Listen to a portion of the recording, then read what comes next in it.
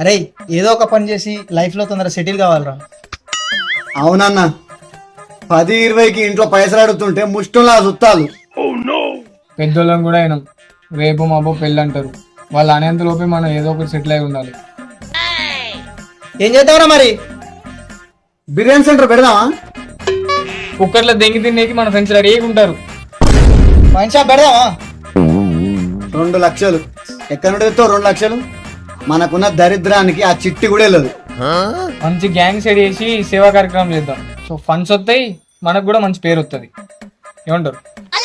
అరే ఇంట్లో వాళ్ళు నమ్మరు, ఇంకా బయట వాళ్ళకి నమ్ముతారా?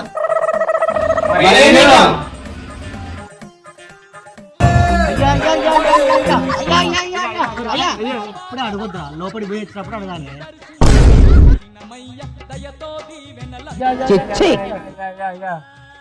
యా